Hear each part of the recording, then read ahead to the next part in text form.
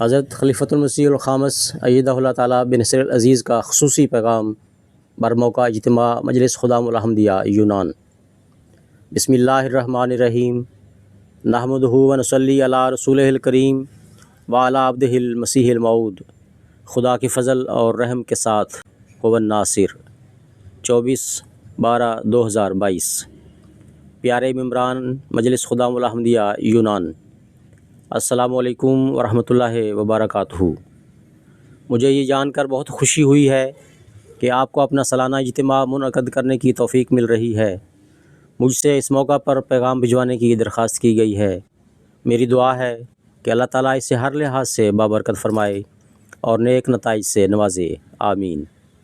اللہ تعالیٰ کا بڑا فضل ہے کہ دنیا میں ہر جگہ جماعتیں اجتماع منعقد کرتی ہیں جو ایک احمدی کے لیے برکات کا موجب بنتے ہیں اور بننے چاہیے، کیونکہ ایک خاص ماحول میں اور صرف دینی اغراض کے لیے جمع ہونا، اللہ تعالیٰ کے ذکر کے لیے جمع ہونا، اس کی رضا کے حصول کے لیے جمع ہونا یقیناً اللہ تعالیٰ کے فضلوں کو کھینچتا ہے۔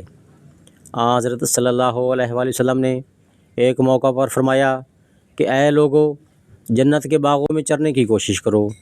جب صحابہ نے اس بارے میں وضاحت چاہی کہ جنت کے باغ کیا ہیں تو آپ صلی اللہ علیہ وآلہ وسلم نے فرمایا، ذکر کی مجالس جنت کے باغ ہیں۔ سنن الترمذی کتاب الدعوات۔ پس جن مجلسوں سے جنت کے باغوں کے راستے ملے وہ یقیناً برکتوں والی مجالس ہوتی ہیں۔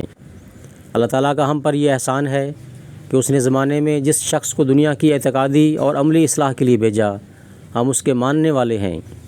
حضرت مسیح موعود علیہ الصلوۃ والسلام کی بعثت کا مقصد تو طبیعتوں میں ایک انقلاب پیدا کر کے 1400 سال کے عرصہ میں جن اندھیروں نے دلوں پر قبضہ کر لیا تھا انہیں روشنیوں میں بدلنا تھا۔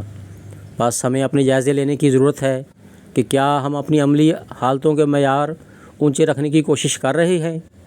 یہ دیکھنے کی ضرورت ہے کہ کیا ہمارے عمل اور اعتقاد میں کوئی تضاد تو نہیں۔ دین کو دنیا پر مقدم کرنے کے عہد اور نعرے صرف وقتی جذبات تو نہیں۔ حضرت مسیح موعود علیہ الصلوۃ والسلام جو جماعت قائم کرنے آئے تھے وہ ایسے لوگوں کی جماعت تھی جو خدا تعالیٰ سے تعلق پیدا کرنے والے ہیں اور اپنی عبادتوں کی حفاظت کرنے والے ہیں۔ آپ علیہ السلام ایک جگہ فرماتے ہیں کہ اس سلسلہ میں داخل ہو کر تمہارا وجود الگ ہو اور تم بالکل ایک نئی زندگی بسر کرنے والے انسان بن جاؤ، جو کچھ تم پہلے تھے وہ نہ رہو۔ ملفوظات جلد دوم صفحہ 195 ایڈیشن 2003۔ بس ہم میں سے ہر ایک کو یہ کوشش کرنی چاہیے کہ اجتماع میں شمولیت ہماری کمزوریوں کی طرف نشاندہی کرتے ہوئے ہمارے اندر انقلاب لانے والی ہو۔